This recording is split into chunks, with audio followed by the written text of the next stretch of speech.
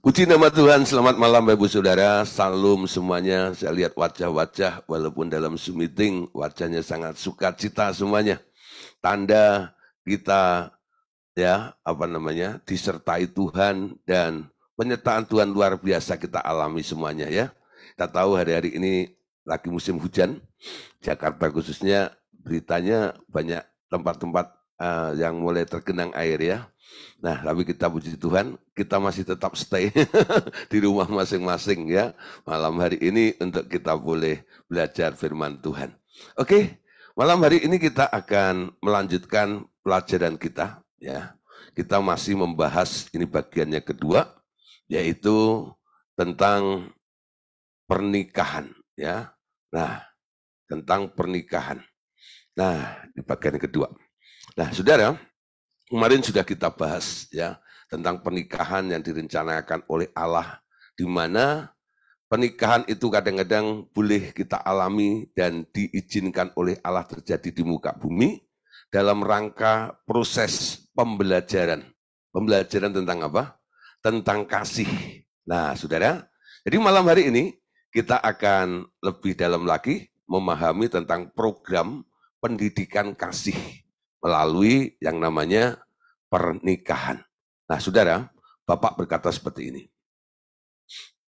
Bila saja sejak muda semua orang yang percaya kepada anakku, ya jadi Tuhan Yesus, dididik untuk mempersembahkan diri mereka kepadaku, aku yang akan menunjukkan kepada mereka panggilan hidup masing-masing. Dan hatinya akan kusiapkan untuk hal tersebut. Maka mereka akan hidup sepenuhnya menurut kehendakku dan menjadi sangat berguna bagi pembangunan tubuh Kristus di muka bumi ini. Ya saudara, jadi kalau perkara mempersembahkan diri kepada Tuhan itu selalu dianjurkan dan dilakukan oleh anak-anak Allah atau orang-orang Kristen, rencana Allah yang luar biasa di dalam kehendaknya itu akan terjadi dan itu sangat berguna bagi pembangunan tubuh Kristus yang ada di muka bumi itu. Nah, saudara, bagaimana penyerahan kepada Tuhan itu dilakukannya? Ya, di sini Bapak berkata lagi, penyerahan diri kepadaku seharusnya diajarkan kepada setiap orang yang baru dilahirkan baru.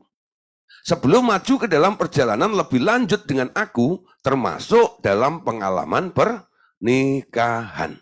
Ya, saudara, jadi tentang persembahan hidup Anda kepada Tuhan itu harus dilakukan sejak dini. Sejak orang percaya kepada Tuhan Yesus itu, ya, ketika Anda memenangkan jiwa, lalu ada orang-orang yang percaya kepada Tuhan Yesus, jangan langsung diajak menginjil, jangan langsung diajak pelayanan, ya, jangan langsung didoain terus supaya diberkati gitu ya. Nah, tapi harus dibangun sebuah komitmennya. Komitmen apa? Konsekuensi menerima Tuhan Yesus ini harus disertai dengan penyerahan diri kepadanya. Ya. Jadi bukan sekedar ada Yesus nanti lalu kita hibur-hibur dia. Ya, sekarang roh yang ada di dalam diri kamu lebih besar daripada semua roh yang ada dalam dunia ini. Ada Tuhan Yesus di dalam dirimu. Perkara-perkara itu ya memang harus dipastikan juga ya. Tapi jangan hanya untuk embel-embel lalu Tuhan Yesus itu hanya dipakai untuk tameng saja. Ya. Untuk tambal butuh manusia. Pokoknya kalau ada Tuhan Yesus, wah semuanya akan beres. Tapi banyak yang terlewatkan yang tidak sering diajarkan di dalam gereja-gereja Tuhan. Bicara tentang pertolongan Tuhan, itu pasti. Karena dia memang datang untuk menolong kita. Betul?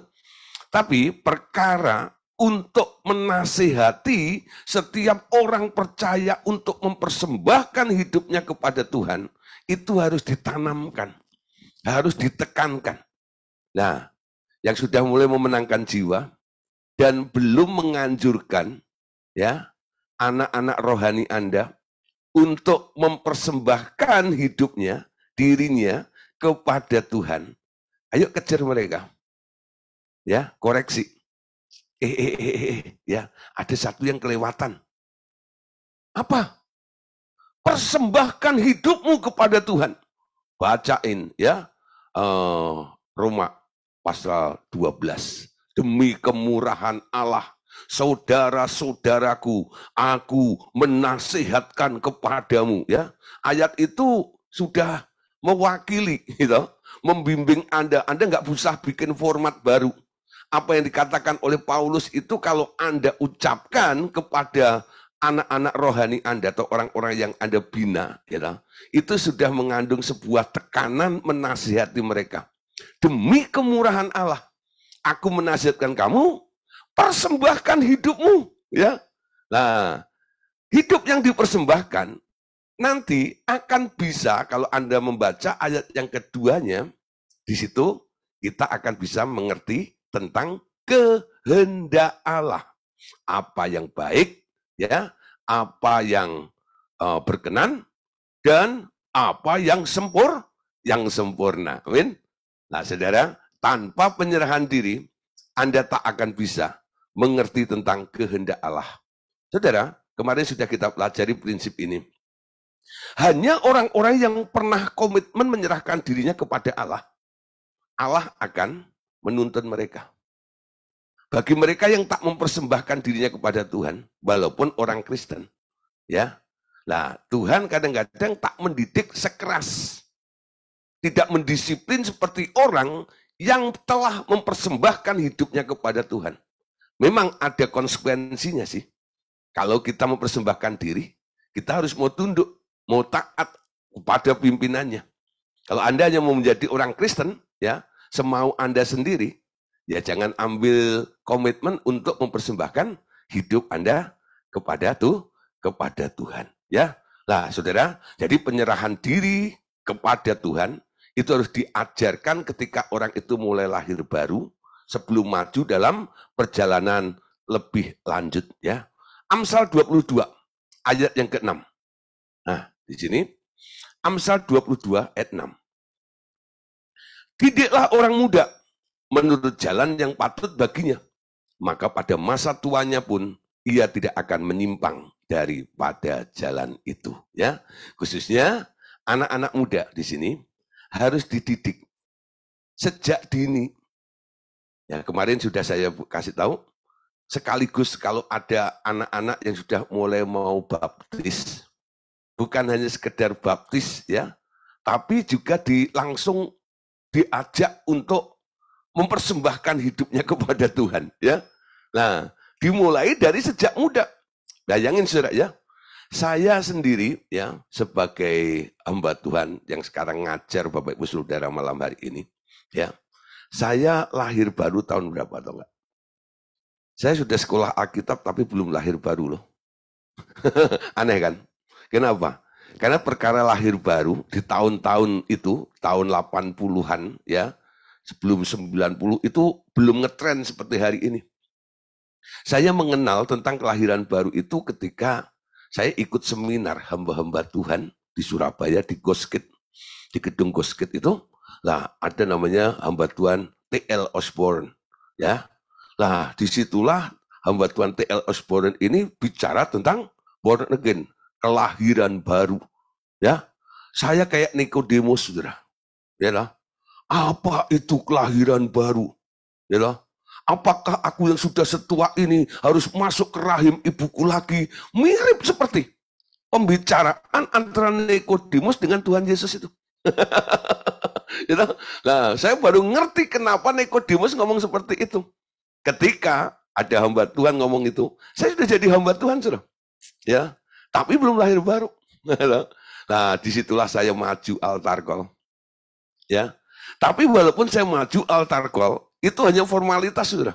Nggak ngerti tentang kelahiran baru, itu nggak detail seperti itu. Betul-betul saya lahir baru itu ketika masuk RTM. Ya, 1994. Saya lahir baru. Ya, dilahirbarukan oleh Pak Andreas. Nah, itu bukan sebuah kebetulan. Karena saya jadi timnya, lalu ada peragaan ceritanya. Setiap KPP itu sesi kedua ya, yang ingat KPP gitu ya, itu kan pelajarannya dulu yang ngajar Pak Erwin kalau nggak salah, tentang kelahiran baru. Lalu akhir sesi, Pak Andreas itu bikin talk show-nya. Ya, lalu Pak Andreas ambil 2 kursi, taruh di atas panggung, lalu dia panggil saya, Gideon, naik.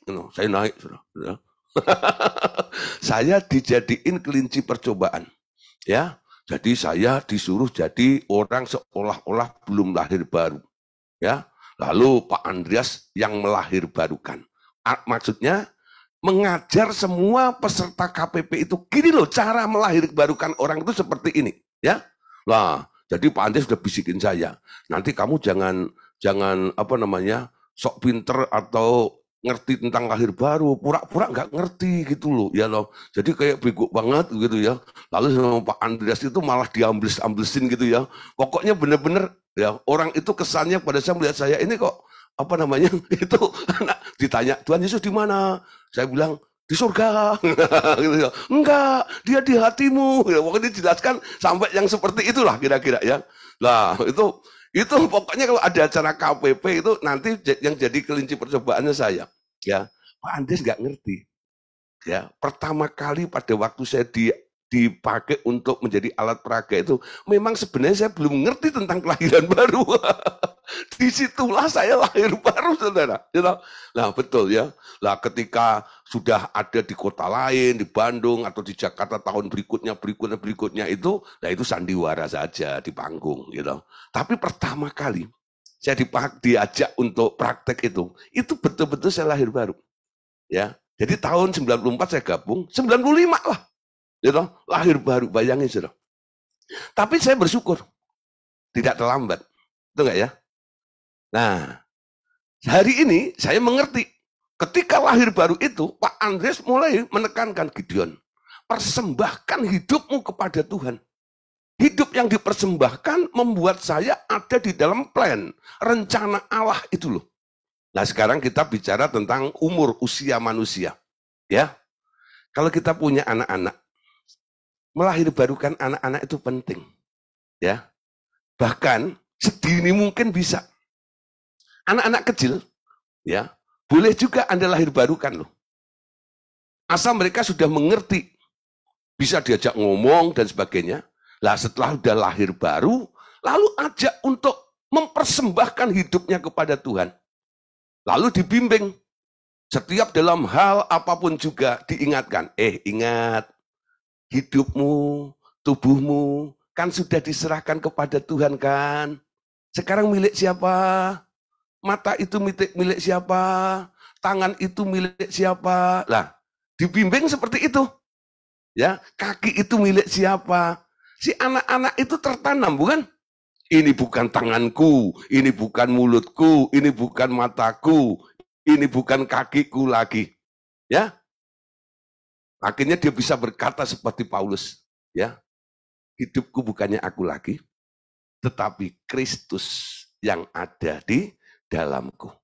Ya. Nasihat daripada Salomo yang ditulis dalam kitab Amsal ini boleh kita terapkan, ya. Untuk kedepannya supaya anak-anak kita ini ada di dalam jalan Tuhan. Ya, di sini dikatakan, didiklah orang muda menurut jalan yang patut baginya, maka pada masa tuanya pun ia tidak akan menyimpang daripada jalan itu. Ya, Amsal 22 ayat 15-nya. Perhatikan di sini. Kebodohan melekat pada hati orang muda, tetapi tongkat didikan akan mengusir itu daripadanya, ya. Jadi kalau ada pelanggaran-pelanggaran boleh diingatkan, ya, sejak dini, sejak muda supaya mereka tahu bahwa ini salah dan ini benar. Contoh saudara dalam Alkitab ada satu tokoh yang dididik dari muda sampai akhir hari tuanya, dia sangat-sangat luar biasa. Siapa itu? Ya, kalau saya tanya, ya, di mana-mana kalau saya khotbah kadang saya tanya. Di dunia ini, ya, siapa ya, tokoh yang tak pernah cacat dalam hidupnya? Jawabannya pasti satu katanya, Tuhan Yesus, betul. Ya, tapi ada Samuel, saudara ya. Samuel itu kalau Anda lihat ceritanya, dia nggak ada cacatnya. Nggak ada cacatnya. Kenapa bisa seperti itu? Kita baca dalam 1 Samuel pasal 3 ayat 1 dan ayat yang ke-20. Anda bisa baca seluruhnya sendiri di rumah. Ini saya lompat ya. 1 Samuel 3 ayat 1 sampai 20. Samuel yang masih muda itu menjadi pelayan Tuhan di bawah pengawasan Eli. Pada masa itu firman Tuhan jarang, penglihatan-penglihatan pun tidak sering. Maka tahulah seluruh bangsa Israel dari dan sampai Berseba bahwa kepada Samuel telah dipercayakan jabatan Nabi Tuhan. Ya, Samuel yang masih muda itu menjadi pelayan Tuhan di bawah pengawasan Imam Eli. Kenapa? Dia sejak muda ada di bawah pengawasan Imam Eli. Kita tahu sejarahnya. Samuel itu anaknya siapa namanya? Elkana, betul? Elkana itu bapaknya. Ya. Nah, istrinya namanya Hana. Ya. Nah, Hana ini memang pada waktu itu dia sedang mandul ya. Nah, kebetulan Elkana ini punya istri lagi, istri kedua. Jadi madunya ya. Nah, bukan berarti Hana racunnya, bukan gitu ya. Lah madu. Kenapa istri kedua dibilang madu? Itu istilah dari mana gitu ya. Kalau saya lebih cocok namain istri kedua itu duri gitu, bukan madu gitu. Madu gitu, di madu gitu, di duri lah gitu ya. Nah, naik kereta turun duri. Duri. Nah, ceritanya dalam kepedihan. Karena setiap tahun ya, ketika Elkana itu pergi ke rumah Tuhan di Silo, ya selalu berjalan bertiga, ya Hana, Penina, dan Elkana ini, ya. Nah, saudara, di setiap jalan itu si Penina ini selalu nyanyi, ya nyanyiannya itu begini, ya. Dul mandul mandul mandul dul mandul mandul mandul gitu loh. Nah, itu nyanyinya gitu, saudara. Jadi dari rumah sampai Silo itu selalu gitu, gitu. Del mandul mandul mandul del mandul mandul mandul gitu ya. Nah, gitu ya. Lah yang di sono yang dinyanyiin itu tersungging. Aduh gitu ya. Dia ngadu pada suaminya. Tuh, itu ya. Si madu itu selalu menyakiti aku. Elkana mencoba menghibur, ya. Walaupun dia beranak 1.000.000 pun, enggak lah. Kamu lebih berharga daripada anaknya dia. Enggak lah. Tapi Hana itu tetap merasa luka di situ ya. Akhirnya dia datang kepada Tuhan. Di rumah Tuhan itu dia mencurahkan isi hatinya. Sampai doa itu enggak ngerti mesti ngomong apa lagi. Hanya linangan air mata, mulutnya komat kamit. Ya, si Imam Eli itu lewat, lihat orang model kayak begini, ini dikira orang gila. Ya, nah dalam kepedihan itu, dia hanya berkata kepada Tuhan, dia mengerti bahasa, tetesan air mata. Nah, dan Tuhan menjawab. Apa yang diminta? Dia berjanji, Tuhan, kalau engkau berikan aku 1 anak, anak itu akan kupersembahkan. Ngerti ya? Kata ini loh, yang harus kita bawahi. Kita sedang bicara hidup yang dipersembahkan. Memang Samuel, dia belum bisa mengambil keputusan sendiri. Anak-anak di bawah 12 tahun itu belum bisa mengambil keputusan, bukan? Nah, orang tuanya yang mengambil keputusan. Diserahkan anak ini. Dipersembahkan kepada Tuhan. Hidupnya yang dipersembahkan kepada Tuhan itu dipakai oleh Tuhan. Apa yang terjadi, saudara? Samuel sejak kecil, dia sudah mendengar suara Tuhan. Sejak kecil. Kondisinya kala itu, ya Tuhan sudah nggak bersuara lagi, nggak berfirman kepada bangsa itu. Tapi ketika Samuel menjadi hamba Tuhan, di rumah Allah itu, Tuhan ngajak ngobrol. Tuhan memberikan instruksi. Tuhan memberikan bimbingan melalui Samuel itu. Gara-gara Samuel dipersembahkan kepada Tuhan. Gitu ya? Jadi hidup yang dipersembahkan Tuhan itu Tuhan sekarang mau intervensi. atas hidupnya dia. Dan Anda mengerti, perjalanan hidup Samuel, dari sejak kecil dia mendengar suara Tuhan, sampai akhir hidupnya, dia terus dengar suara Tuhan. Ya, itu cocok dengan apa yang dikatakan dalam Amsal 22 ayat 6 tadi. Didiklah orang muda menurut jalan yang patut baginya, maka pada masa tuanya pun ia tidak akan menyimpang daripada jalan itu. Terus dalam tracknya Tuhan. Kenapa? Dalam segala aspek, dalam segala hal, semua yang dilakukan, yang dikerjakan oleh Samuel itu karena Tuhan berbicara. Ya, suruh ngurapin Saul, suruh ngurapin Daud, betul? Banyak hal, suruh mecat Saul, betul nggak itu? Tuhan yang ngomong, bukan idenya dia. Dan banyak hal yang lain yang dilakukan oleh Samuel itu. Hidup yang dipersembahkan Tuhan itu nggak rugi. Banyak orang pengen mengidolakan Samuel, pengen jadi seperti Samuel. Tanpa mempersembahkan hidupmu kepada Tuhan, Anda tidak akan nyampe ke situ. Ya, jadi dimulainya harus sama. Ketika Samuel dipersembahkan kepada Tuhan, dia menjadi pelayan di rumah Tuhan itu. Disitulah Tuhan mulai menuntun jalan Samuel sampai akhir hidupnya. Amin. Saudara, kembali kepada pernikahan malam hari ini ya. Nah, kita tahu ya, orang-orang ya, supaya kita tahu ya, ada orang yang salah menikah, ya, salah memilih dan sebagainya. Kenapa? Tak pernah nanya Tuhan. Dipikir jodoh itu, pernikahan itu hak mereka lagi. Jadi orang yang persembahkan hidupnya kepada Tuhan, sekarang nggak punya hak hidup lagi. Yang ada cuma kewajiban untuk melakukan apa yang diperintahkan Tuhan dalam kehidupan mereka selanjutnya. Ya, oke, saudara. Perhatikan tentang pernikahan. Apa kata Bapak di sini? Pernikahan kudesain untuk melatih manusia mengenai kasih. Jadi, kasih adalah subjek yang penting di surga. Dari pernikahan yang sempurna, orang boleh belajar bagaimana kasih beroperasi dan bagaimana kasih bekerja menghadapi masalah dan pencobaan. Ya, manusia perlu dididik bagaimana menjalankan kasih. Dunia adalah tempat mereka untuk disempurnakan. Amin. Nah, saudara, dalam pernikahan itu, makanya Tuhan bilang, pernikahan itu adalah desainku. Dia yang mendesain.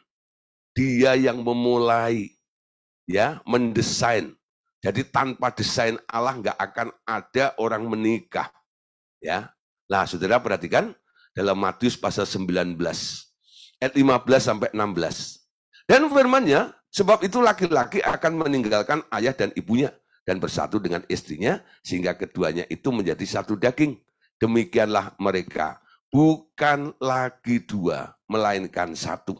Karena itu apa yang telah dipersatukan oleh Allah tidak boleh diceraikan oleh manusia. Perhatikan sini ya. Memang ya bagaimana Tuhan mengatur bahwa orang menikah itu, laki-laki itu akan meninggalkan ayah, ibunya, lalu bersatu dengan istrinya sehingga mereka satu daging. Nah, perhatikan yang ayat 6 ini. Mereka bukan lagi dua, melainkan satu. Karena itu apa yang telah dipersatukan apa? Allah. Siapa yang mempersatukan? Siapa yang mempertemukan? Dua orang itu akhirnya ketemu dan akhirnya menikah siapa? Apa yang telah dipersatukan Allah, betul? Apa yang dipersatukan Allah. Nah, jadi Allah yang mendesain.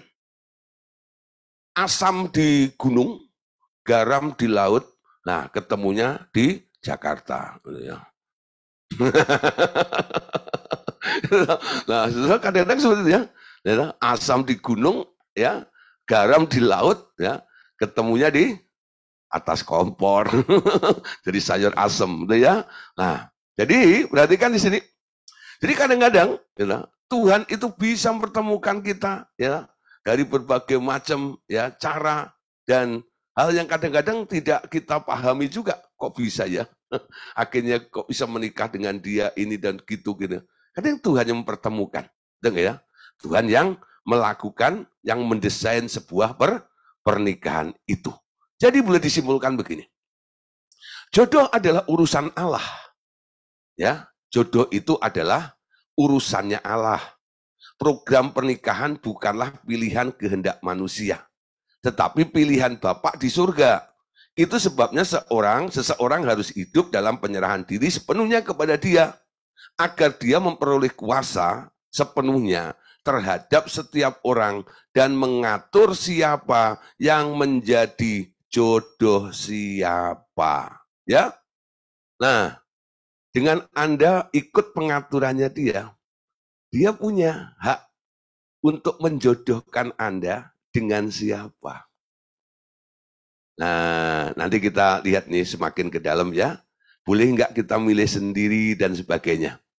Tadi ada yang WhatsApp saya, bilang, Pak Gideon, ya, puji Tuhan, pelajaran tadi malam sangat memberkati, ya, dan ini cocok karena saya juga sedang mempersiapkan anak saya untuk menikah nantinya. Wah, ya, boleh Pak minta materinya, gitu ya, sampai gitu ya, saking ini, wah, lalu ini bagus sekali ya, seorang ibu ini waktu dia ngomong gitu, waduh, ya, dia mau, ya, apa yang kita pelajari ini akan terjadi buat anaknya nanti, ya. Nah sekarang perhatikan di sini tadi, bahwa pernikahan itu desainnya Allah ya, pernikahan yang diatur oleh manusia selalu menghasilkan kekacauan atau keturunan yang tidak kudus. Pernikahan yang diatur oleh Allah akan menghasilkan gambar yang indah, ya. Pelajaran kasih yang sempurna, atau bisa juga menjadi lukisan dan berita yang hendak ia sampaikan kepada manusia. Ya, jadi pernikahan yang diatur oleh manusia itu nanti hasilnya ada kekacauan, ya. Anda lihat tuh, mereka hanya coba dijodoh-jodohin gitu ya, mencoba ini gitu, belum ada setahun berantem, sampai rahangnya patah. Kaki heboh gitu macam itu ya, gitu ya. Dan itu diatur sendiri. Ini contoh aja saudara ya, bukan karena dia selebritis, bukan. Dia ada salah satu contoh. Mungkin yang bukan selebritis lebih banyak ya, tapi nggak diekspos. Nah saudara, itu contoh-contoh aja. Nah kenapa terjadi seperti itu? Kalau Anda ditanya, kenapa bisa begitu ya? Kenapa salah pilih dan gini-gini dan sebagainya gitu? Jawabannya cuma satu. Karena engkau mengatur pernikahanmu sendiri. Ya, sehingga menghasilkan kekacauan dan keturunan yang tidak kudus. Padahal pernikahan itu harus diatur oleh Allah. Sehingga pernikahan itu nantinya akan menghasilkan gambar yang indah. Dan ada pelajaran yang sempurna yang bisa kita petik dalam pernikahan ini. Ya. Dan nanti kalau pernikahan ini bagus sekali ini, bisa dipamerkan oleh Allah menjadi standar. Orang bisa belajar dari pernikahan Anda gitu loh. Menjadi contoh.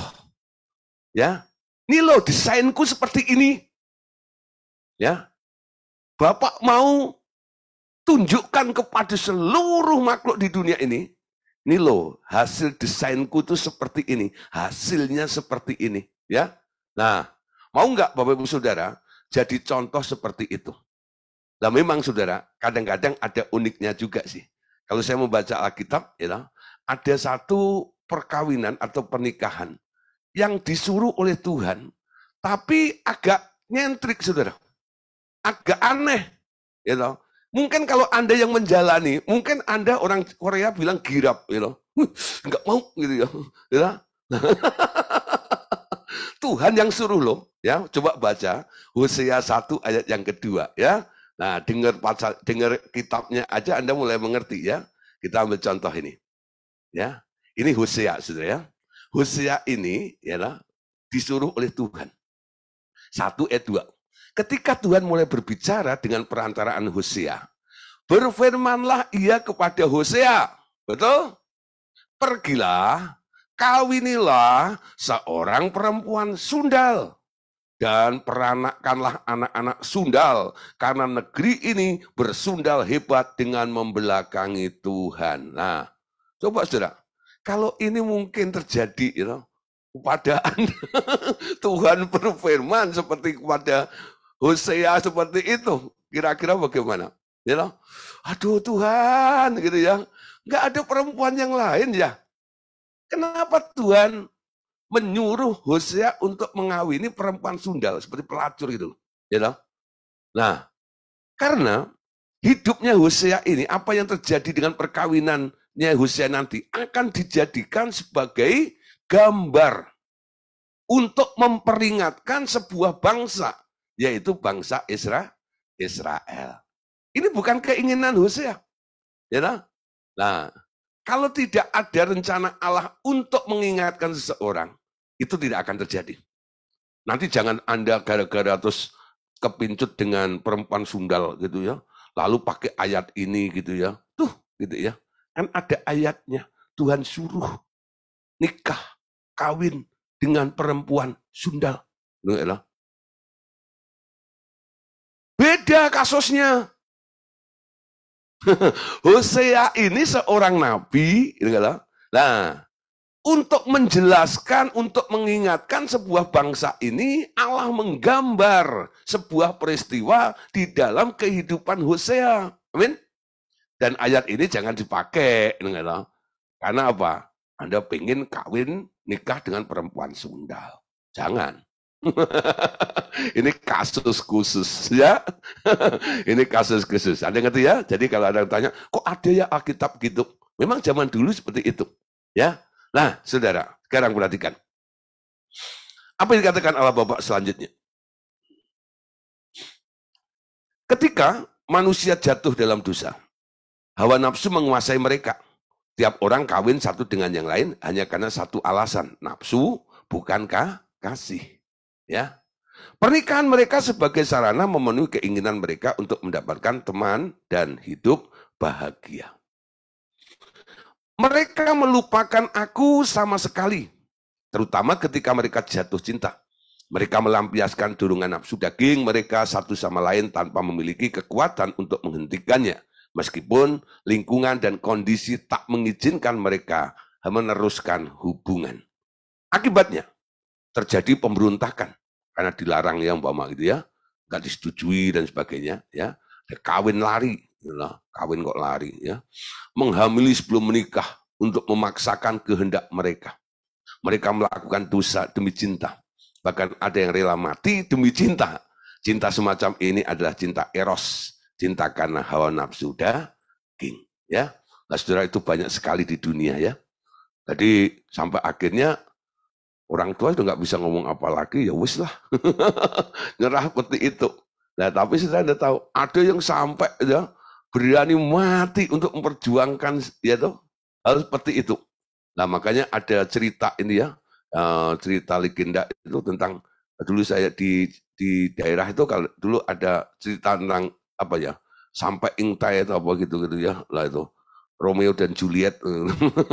Ditanya gitu ya, ditanya kan seperti itu ya. Itu bagaimana ditentang dalam perkawinan itu sampai mereka itu rela mati gitu, demi cinta gitu loh.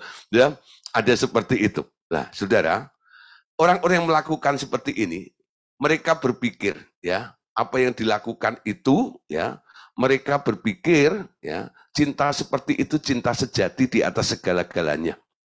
Berani berkorban demi cinta. Kedengarannya sangat romantis bila seseorang mau mati demi cintanya. Mereka bahkan berpikir mereka menuruti teladan anakku yang mau mati di kayu salib demi cintanya kepada manusia yang berdosa. Itu adalah lambang cinta sejati.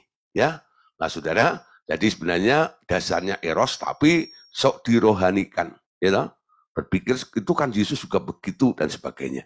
Nah sekarang muncul pertanyaan. Ya, bolehkah seseorang mengajukan permintaan kepada Tuhan menurut keinginan hatinya sendiri? Siapa jodohnya? Atau mengajukan persyaratan yang diinginkannya sebagai pasangan hidupnya? Nah, sekali lagi ya, coba perhatikan dulu. Bolehkah seseorang mengajukan permintaan kepada Tuhan menurut keinginannya sendiri, siapa jodohnya, atau mengajukan persyaratan yang diinginkannya sebagai pasangan hidupnya ya. Jadi Anda sudah nemu dulu, sudah lihat Cogan ya, cowok ganteng gitu ya.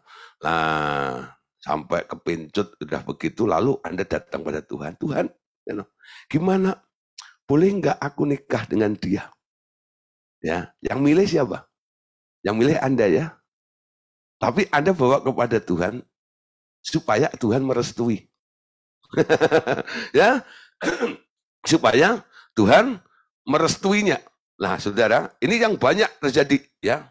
Nah, saudara, atau belum menemukan, tapi sudah memberikan kriterianya. Tuhan, ya, kalau engkau memberikan aku jodoh, kalau boleh, yang hidungnya mancung, ya, yang matanya coklat, dicat aja, ya, yang rambutnya keribu.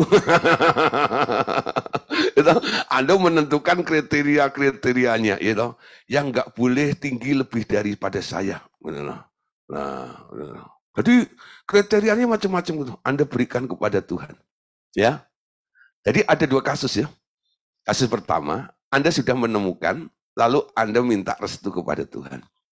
Yang kedua, Anda belum menemukan, tapi Anda sudah mengajukan kriterianya, ya. Apalagi sekarang nih, ya cewek sekarang itu, Tuhan, gitu nggak tahu.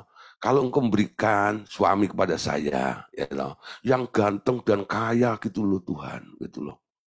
Dah, pokoknya nggak boleh kurang dari itu, ya loh. Buat apa ganteng miskin, ya loh. Ya loh.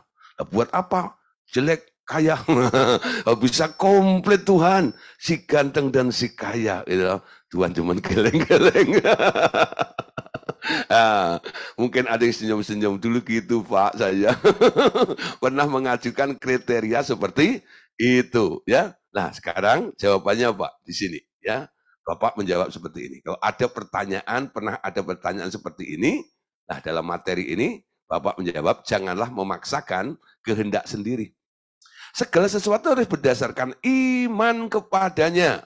Apa itu? Percaya kepada Dia yang berjanji mendesain sebuah pernikahan di dalam kehidupan Anda. Bahwa ia mengetahui keinginan hati Anda dan ia sanggup memberi lebih daripada yang dapat Anda pikirkan. Jatuh cinta terlebih dahulu sebelum Tuhan memberitahu kehendaknya adalah perangkap buatan setan, Amor, dan anak buahnya si Skupit. Ya. Nah, saudara, jadi perhatikan ya, jatuh cinta terlebih dahulu sebelum Tuhan memberitahu kehendaknya, itu perangkap namanya. Ya, jadi harus dengan iman. Harus dengan iman. Nah, harus dengan iman. Tuhan, ya, kalau usia Anda sudah mulai tambah itu, paling banter Anda hanya katakan Tuhan. Ya, ini Christmas sudah lewat loh Tuhan. Jangan sampai nanti kelewat Sumpah Pemuda. Nah gitu ya. Hanya begitu kan nggak apa-apa, betul nggak itu? Anda nggak menentukan siapa, betul? Ya, Tuhan Anda hanya berkata sama Tuhan, Tuhan, aku siap, ya, aku siap untuk Engkau pertemukan dengan tulang rusukku, Engkau pertemukan dengan tudungku. Nah, boleh ngomong seperti itu. Anda nggak memilih di sini, ya. Ini paling banter. Anda boleh ngomong seperti itu, ya. Nah, tapi tentang kriterianya, siapa dan sebagainya, Anda harus belajar, percaya bahwa pilihan Tuhan itu yang terbaik. Amin. Lebih baik dari apa yang bisa atau pernah Anda pikirkan. Bisa diterima nggak? Ya. Tapi kadang-kadang kita nggak bahagia, gitu. Kita kadang-kadang merasa kecewa dengan pilihan Tuhan. Sebenarnya yang kecewa dagingmu. Ya, yang kecewa dagingmu. Tapi rencana Tuhan, program Tuhan tetap jalan. Nah, dasarnya apa? Kalau hanya perasaan yang didukung oleh kedagingan Anda, rencana Tuhan nggak cocok. Tapi kalau Anda mengerti kemana Tuhan mau bawa Anda, ya, walaupun enggak tahu, orang bilang nggak serasi, orang gini macam gitu, gitu ya. Tapi Tuhan mendesain Anda. Memang kamu cocok dengan dia. Ya, kamu cocok dengan dia, ya. Nah, nanti kita lihat ya, bagaimana Tuhan mendesain ya, orang-orang yang dengan iman mencarikan jodohnya untuk anaknya, ya. Oke, saudara, kita lanjut dulu, ya. Kalau cerita nanti terlalu panjang, materinya ya masih banyak. Sengaja, setan ingin mengacaukan rencana Tuhan dengan mendorong seseorang mengambil istri yang sebenarnya milik orang lain. Agar terjadi banyak penderitaan karena kemudian baru sadar mereka tak cocok atau satu dengan yang lain dan harus terpaksa bertahan sampai salah satunya mati. Juga bahwa keturunan mereka menjadi tidak seperti yang diinginkan Tuhan. Ya, nah, saudara, kita tahu iblis mau menggagalkan rencana Allah. Dan dia mendorong seseorang untuk mengambil istri yang sebenarnya bukan miliknya, tapi milik orang lain. Sehingga nggak cocok. Hawa itu diambil dari Adam, bukan? Diambil dari tulang rusuknya. Ketika dibawa kepada Adam, Adam langsung bilang, lah ini daging-dagingku, ini tulang-tulangku. Ya, diamproki cocok. Kenapa? Ya memang asalnya dari Adam, tulang rusuknya Adam, si Hawa itu, betul? Nah, hati-hati. Kalau Anda salah memilih, jangan-jangan yang Anda pilih bukan tulang rusuk, tulang jempol. Nanti setiap awal bulan cuman good, gitu ya. Tapi suaminya baru gajian. Nah, dia punya konsep prinsip, ada uang abang disayang, nggak ada uang abang ditendang. Karena apa? Good, tulang jempol. Nah, ada lagi yang tulang apa?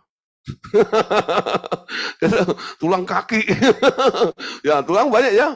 Nah, pastikan pasangan Anda itu adalah tulang rusuk. Amin. Yang cocok dengan Anda. Nah, Tuhan yang mendesain manusia, dia tahu tulang rusukmu di mana nih. Ya. Mungkin tulang rusukmu masih ada di Kanada gitu loh. Loh. Padahal Anda di Wonogiri gitu. Aduh, men. Gitu. Bisa. Gitu. Gak ada yang mustahil. Gak tahu yang si Wonogirinya pergi ke Kanada atau si Kanadanya pulang ke Indonesia. Gitu. Nah, akhirnya ketemu. Nah, bisa seperti itu ya. Cara Tuhan itu luar biasa. Ya, jangan ikutin dorongan yang berasal dari si iblis yang mencoba merusak rencana Allah dalam kehidupan manusia. Terus baca Mazmur pasal 37 ayat 3 sampai 6. Percayalah kepada Tuhan dan lakukanlah yang baik. Diamlah di negeri dan berlakulah setia dan bergembiralah karena Tuhan, maka Ia akan memberikan kepadamu apa yang diinginkan hatimu. Serahkan hidupmu kepadanya, Tuhan, dan percayalah kepadanya, dan Ia akan bertindak. Ia akan memunculkan kebenaranmu seperti terang dan hakmu seperti siang. Percaya kepada Tuhan, bergembiralah karena Tuhan. Efesus 3 ayat 20 sampai 21.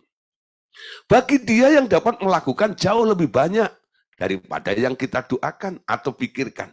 Seperti yang ternyata dari kuasa yang bekerja di dalam kita. Bagi dialah kemuliaan di dalam jemaat dan di dalam Kristus Yesus turun-temurun sampai selama-lamanya. Amin. Ayat ini ya sering hanya dipakai untuk hal-hal materi, betul? Dalam doa begitu ya. Tuhan mampu melakukan jauh lebih banyak daripada apa yang kita pikirkan dan doakan gitu ya. Nah, ini juga berlaku menyangkut tentang hal pernikahan juga. Ya. Tuhan punya pilihan yang jauh lebih tepat. Tuhan punya pilihan yang jauh lebih sempurna. Tuhan punya pilihan jauh yang lebih baik menurut Anda. Betul? Karena dia tahu Anda cocoknya dengan siapa. Nah, boleh belajar di sini ya. Bagi dia yang dapat melakukan jauh lebih banyak daripada apa yang kita doakan dan pikirkan. Ya, nah, saudara, ya, memang ya cinta tadi dikatakan ada yang berkorban sampai mati. Mereka mencoba meniru apa yang dilakukan oleh Tuhan Yesus ketika mencintai manusia. Ya, katakan bahwa ia mati karena cinta kepada Bapaknya. Itu yang dilakukan oleh Tuhan Yesus. Ya, cintanya Yesus itu luar biasa. Dia rela mati. Ya. Nah, pikiran bahwa anakku mati pertama-tama karena alasan kasihnya yang amat besar terhadap manusia adalah anggapan yang salah. Karena yang sebenarnya anakku mau mati terutama karena ia mengasihi aku di atas segalanya. Banyak orang berpikir, Yesus mati untuk kita gitu ya. Karena kita, enggak sebenarnya. Dia mati karena dia mengasihi Bapaknya. Dia melakukan agenda Bapaknya. Sampai dia rela naik ke atas kayu salib itu. Dan di atas kayu salib itu dia berkata, "It's finished." Sudah aku lakukan. Sudah aku kerjakan. Sudah selesai. Apa? Kehendak Allah di dalam diri Yesus itu. Ditunjukkan. Aku mengasihi.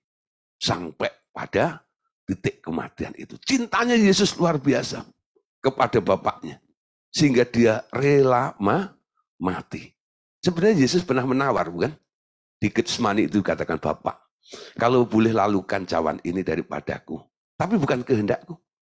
Biarlah kehendakmu yang jadi."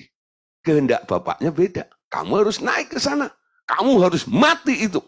Kalau kamu tidak mati, manusia semuanya akan binasa. Karena darahmu diperlukan untuk menebus semua manusia itu. Amin. Jadi, Yesus mengasihi Bapaknya dan ia mau mati. Ya, dia rela. Ia mau mati di kayu salib karena aku yang memintanya. Walaupun benar, ia juga mengasihi semua manusia. Karena semua manusia berasal dari dia. Benar, ia yang membentuk Adam dan Hawa. Tapi bahwa ia mau mati untuk mereka adalah karena aku yang memintanya berbuat demikian. Ketaatan kepada seseorang yang sangat dia cintai, yakni aku, Bapaknya sebagai dasar utama. Baru yang kedua, ia mengasihi mereka yang mau menerima dan mengasihi dia. Ia mau mati untuk sahabat-sahabatnya. Kasih semacam ini adalah kasih ilahi. Kasih agape namanya. Mereka yang memusuhinya menjadi musuhnya juga. Dan ia tidak mati bagi mereka. Akulah yang mengasihi seisi dunia dan menyerahkan anakku mati bagi semua orang. Tentu, aku juga menyayangkan semua roh yang ada pada manusia. Dan aku tak suka melihat mereka nanti dibuang ke neraka. Ya, ini penjelasan daripada Allah Bapa. Yuk kita lihat beberapa ayatnya ya. Kejadian 6 ayat 3. Berfirmanlah Tuhan, rohku tidak akan selama-lamanya tinggal dalam manusia. Karena manusia itu adalah daging. Tetapi umurnya akan 120 tahun saja. Ya, manusia itu daging. Karena rohnya, roh Allah keluar, tidak tinggal. Nah, daging itu punya keinginan yang menguasai dalam kehidupan manusia itu. Tapi rencana Allah, janji Allah itu akan digenapi kepada orang-orang yang percaya. Rasul Petrus mengatakan dalam 2 Petrus 3:9, Tuhan tidak lambat menepati janjinya sekalipun ada orang yang menganggapnya sebagai kelambatan. Tetapi ia sabar terhadap kamu karena ia menghendaki supaya jangan ada yang binasa, melainkan supaya semua orang berbalik dan bertobat. Ya. Nah, 1 Yohanes 3:1. Lihatlah betapa besarnya kasih yang dikaruniakan Bapa kepada kita, sehingga kita disebut anak-anak Allah. Dan memang kita adalah anak-anak Allah. Karena itu dunia tidak mengenal kita. Sebab dunia tidak mengenal dia. Jadi Bapa itu penuh dengan kasihnya. Nah saudara, Yohanes 14 ayat 30 sampai 31. Tidak banyak lagi aku berkata-kata dengan kamu sebab penguasa dunia ini datang.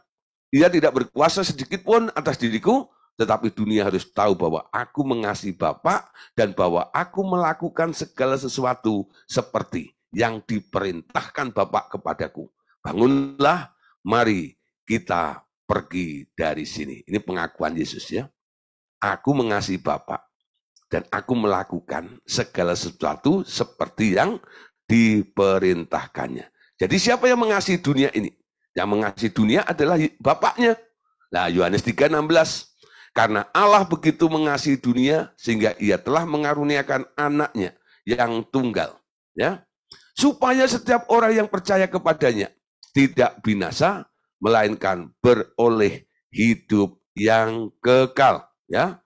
Beroleh hidup yang kekal. Sebab Allah mengutus anaknya ke dalam dunia bukan untuk menghakimi dunia, melainkan supaya dunia diselamatkan, ya. Supaya dunia diselamatkan, ya, melalui Dia. Nah, Saudara, dari beberapa ayat ini memberikan dukungan untuk hal-hal yang diuraikan di atas tadi. Nah, Saudara, ketika kita mencoba ya untuk mempercayai Tuhan dalam perjodohan atau pernikahan itu, apakah Tuhan itu bisa melakukan yang terbaik? Orang-orang yang beriman itu, dia percaya bahwa Allah itu punya desain yang luar biasa. Kalau Anda perhatikan ya, ada seorang dalam perjanjian lama, ya, namanya Ishak. Ya, Ishak itu jodohnya, ya, itu nggak cari sendiri. Ishak itu dicariin, ya. Jadi bapaknya Ishak siapa? Abraham, ya. Abraham itu kan bapak orang percaya. Nah, ketika melihat anaknya sudah mulai akil balik, ya, bukan jungkir balik, ya, akil balik, ya. Nah, sudah mulai dewasa gitu. Nah, si lu mikir nih seorang tua ini kapan ini aku nimang cucu. Nah, kapan nih si anakku menikah gitu, ya. Nah, tapi orang percaya ini tidak mengambil dengan gegabah, ya. Lalu dia memang ada aturannya dulu. Kenapa harus pergi ke kampung halamannya? Itu bukan pilihan Abraham, ya. Itu sudah ada aturannya. Ya, dulu zaman Abraham itu nggak boleh ada kawin campur. Ya, jadi mereka harus dengan sukunya sendiri, dengan kaum keluarganya. Ya, karena Allah sedang mendidik Abraham ini untuk menjadi satu bangsa yang besar. Jadi keturunannya pun harus tetap dari keluarga Abraham ini. Sehingga Abraham bilang sama Eliezer yang disumpah di pangkal pahanya itu, pergi ke sana saudaraku. Jangan nemu di jalan ya. Pokoknya harus sampai ke kampung halamanku. Ke tempat sanak saudaraku sana. Ya, ambil jodoh buat anakku ini. Ya. Nah, waktu Eliezer itu berangkat, saudara, ini merupakan tugas yang sangat-sangat sulit bagi Eliezer, bukan? Kalau nyari jodoh sendiri, mungkin dia lebih gampang. Sekarang nyariin untuk anaknya tuannya ini, ya. Ketika dia nyampe di tempat asal usulnya si Abraham itu, dia kaget. Ternyata di situ banyak perempuan dulu. Lah ini mana yang akan dipilih, betul ya? Nah, dia coba hanya berkata begini, ya, Tuhan, ya, Allahnya Abraham. Jadi diamplokin lagi. Seperti apa yang Abraham, ya, inginkan, ya, atau Allah punya keinginan atas Abraham untuk Ishak itu, biarlah engkau yang menunjukkannya kepadaku. Ya, lalu zaman dahulu kan orang untuk mendengar suara Tuhan nggak audible, ya. Mereka kadang-kadang ada tanda-tandanya, ya. Lalu si Eliezer itu minta tanda, ya. Kiranya nanti kalau aku sedang beristirahat di situ, ada seorang perempuan yang akan memberikan aku air minum, bukan hanya memberikan kepadaku, tapi juga kasih minum onta-ontaku ini semuanya. Ya, dia sedang duduk di satu pinggir jalan begitu, ternyata ada perempuan yang sedang mengambil air, parasnya cantik juga, ya. Lah, lalu menawarkan minum kepada si Eliezer ini. Ya, bukan hanya Eliezer dikasih minum, unta-untanya juga dikasih minum juga sampai kenyang. Bayangin saudara, unta kalau minum itu berapa ember tuh enggak? Ayo. Unta itu kalau ada orang minum banyak kan ada bilang unta kali, ya. Jadi unta itu kan minumnya banyak banget, ya. Nah, itu berapa unta segala macam itu. Si Eliezer memperhatiin gitu, ya. Nah, akhirnya Roh Kudus bilang, ya Tuhan bilang, itu jodohnya si Ishak. Ya, jodohnya si Ishak. Nah, ketika dicocok-cocok, betul tuh. Anaknya Betuel ternyata. Ya. Nah, namanya Ribkah. Ya, Ribkah. Lalu Ribkah dibawa pulang, lalu diberikannya kepada Abraham serahkan kepada Ishak itu. Wah, saudara. Nah, itu cara Allah memberikan jodoh kepada Ishak. Ada beberapa anak muda kadang-kadang tanya kepada saya, Pak, konsep mencari jodoh itu bagaimana? Saya cari figur seperti Ishak ini. Kalau kamu cukup punya iman, ya, coba jalani apa yang dilakukan oleh Ishak. Dia nggak memilih, dia nggak memberikan kriterianya, tapi dia punya iman menurut ketetapan aturannya Tuhan saja. Dan pilihannya Tuhan itu luar biasa. Ternyata saudara, kalau Anda tahu, Ribkah itu ya, memang dia dilahirkan untuk Ishak. Ya, dari mana nih? Kalau Anda nanti membaca ya, ketika Abraham diuji untuk mempersembahkan Ishak, ya, itu kan belum jodoh-jodohan nih ceritanya. Ya, ketika Abraham diuji untuk mempersembahkan Ishak, ya, lalu nggak jadi disembelih kan? Jangan, aku tahu sekarang engkau sangat mengasihi aku. Nah, ayat itu ada tambahannya di pasal itu. Ditutup dengan apa? Abraham mendengar kabar bahwa saudaranya Betuel punya anak. Aneh ya? Ketika saudara maksud saya. Ketika Ishak dipersembahkan, nah ini kata persembahkan tuh, hidupnya dipersembahkan, Tuhan mendesain saudaranya Betuel ya melahirkan anak perempuan. Sopo kuwi? Ya Ribkah itu. Ketika hidupmu dipersembahkan, Tuhan sudah mendesain Anda. Sudah disiapkan. Amin. Nangkep ya. Belum pernah baca itu ya. Nanti coba baca kisah daripada Abraham mempersembahkan Ishak. Nanti ada ya, satu ayat yang menjelaskan setelah Tuhan bilang, gak usah, jangan dibunuh anak itu. Diganti dengan kambing itu ya. Nah, lalu ada keterangan berikutnya. Mereka mendengar, saudara, mendapat kabar bahwa Betuel punya anak. Ya, nah kalau Anda nggak mengerti tentang desain Allah dalam pernikahan ini nggak nyambung sebenarnya. Cerita tentang Ishak dipersembahkan, kok terus ujung akhir-akhirnya kok mendapat kabar Betuel itu punya anak. Ngerti nggak ya? Nah sekarang setelah kita mengerti, hidup yang dipersembahkan, sekarang ada di dalam kontrol Tuhan, Tuhan punya plan, Tuhan punya rencana. Win? Gampang ya sekarang? Gak usah nyari jauh-jauh. Gak usah susah-susah. Ternyata Tuhan itu gampang sekali melakukannya. Dia nunggu kapan hidupmu dipersembahkan kepadaku. Disitulah rencanaku mulai berjalan. Disitulah kehendakku sedang berlaku dalam kehidupanmu. Nah, kita tutup dengan potret keluarga sekarang. Ya, gak usah bawa kamera. Ya, potret keluarga. Ketika manusia dibuat di bumi dan menjadi gambar keluarga kami di surga, di mana Roh Kudus berdiri di sampingku sebagai bagian dari diriku, tapi mampu membuat lebih banyak hal dengan keberadaannya yang di luar dari diriku.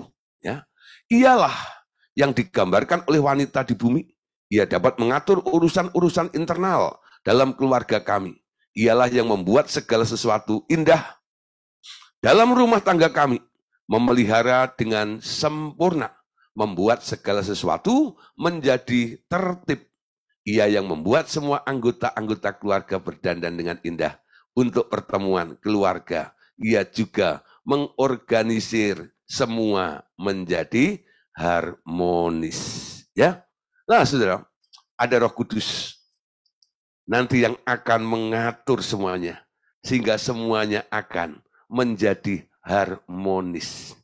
Ya, kita baca dulu ayatnya dalam Yohanes 14 ayat 26.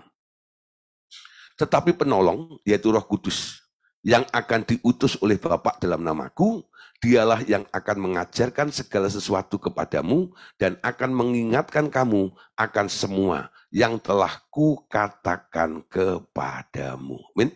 Nah, saudara, Jadi Roh Kudus akan menolong, membantu kita semuanya.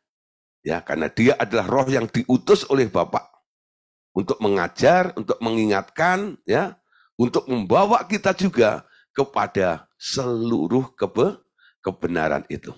Ya. Nah, terus kisah 1 ayat 1 sampai ayat yang kedua. Nah, hai Theophilus, dalam bukuku yang pertama, aku menulis tentang segala sesuatu yang dikerjakan dan diajarkan Yesus sampai pada hari ini, sampai pada hari ia diangkat ke surga. Sebelum itu ia telah memberi perintahnya melalui Roh Kudus kepada rasul-rasul yang dipilihnya. Perhatikan ya. Jadi Pak Paulus ini memberitahu bahwa perintahnya melalui Roh Kudus. Jadi Roh Kudus yang ada di muka bumi ini sekarang dia akan melakukan banyak hal, yaitu keinginan-keinginan Allah yang harus terwujud dalam kehidupan orang-orang percaya. Wahyu 2 ayat 4. Meskipun demikian, aku mencela engkau karena engkau telah meninggalkan kasihmu yang semula. Kasih semula itu adalah kasihnya Allah, kasih agape. Jangan dirusak dengan kasih eros, karena keinginan-keinginan daging yang terus mendorong dalam kehidupan kita ini. Nah, saudara, Bapak mengingatkan lagi dengan apa yang pernah kita pelajari tentang kasih. Ya, engkau masih ingat apa yang kukatakan tentang kasih semula? Anakku mengasihi aku karena semata-mata mengetahui bahwa ia berasal daripadaku. Semua kasih yang terutama harus ditunjukkan kepadaku. Kasih menyebabkan seseorang mau menundukkan diri kepada yang dikasihinya. Kasih yang tanpa mempedulikan aku adalah kasih karena daging. Betapapun indahnya lagu-lagu cinta di bumi menyanyikannya, cinta semacam itu tak ada nilainya di mataku. Ya, kesimpulannya begini. Nah, ini kesimpulannya. Oke ya, ada 3 kesimpulan. Yang pertama, perhatikan. Hidup dalam penyerahan diri kepada Tuhan benar menuntut ketekunan dan kewaspadaan yang tinggi. Kerelaan untuk diatur olehnya 100%. Ya. Jadi hidup dalam penyerahan diri kepada Tuhan benar menuntut ketekunan dan kewaspadaan yang tinggi, karena di sini harus disertai dengan kerelaan untuk mau diatur olehnya 100%. Ya. Nah, kesimpulan yang kedua. Hidup seperti ini berisiko tinggi. Namun Anda akan merasa aman dan akan berhasil mencapai tingkatan yang tinggi, baik rohaniah maupun jasmaniah, hanya bila Anda teliti mendengar suara Tuhan. Dikontrol 100%, ya. Nah, terus Anda harus teliti juga nih untuk mencapai keberhasilan baik tingkat rohani maupun jasmani dalam hal mendengar suara Tuhan. Nah, bagian terakhir, yang ketiga, kesimpulannya, bila terjadi kelalaian, nah ini, iblis akan merusakkan kebahagiaan Anda lebih cepat dari orang lain. Namun bila hal itu terjadi, tentu saja setiap kali tangannya dapat mengubah setiap kesalahan menjadi pemahaman akan kebenaran yang lebih dalam, sehingga menjadi pelajaran yang membuat lebih matang bagi Anda maupun orang lain. Oke, saudara, malam hari ini kita sudah selesaikan tentang pernikahan, ya, tentang pernikahan. Nah, besok kita akan masuk, ya, untuk tema berikutnya, yaitu jodoh dan perceraian, ya. Nah, kita lebih masuk lagi, menemukan jodoh, kenapa ada yang bercerai dan sebagainya. Nah, solusinya bagaimana? Apa respon tanggapan Tuhan tentang jodoh dan perceraian itu. Nah, kalau ini Anda anggap penting Bapak Saudara dan memberkati Bapak Ibu Saudara, ajak teman-teman yang lainnya supaya pelajaran ini juga boleh mereka terima. Ya, ajak anak-anak Anda juga ikut mendengarkan bersama-sama. Lalu setelah itu Anda ajak berdoa dan berdiskusi. Nanti Roh Kudus akan memberikan hikmat kepada Bapak Saudara untuk mengarahkan, mempersiapkan anak-anak saudara akan pernikahan itu. Ya, oke, Tuhan Yesus memberkati kita semuanya. Amin.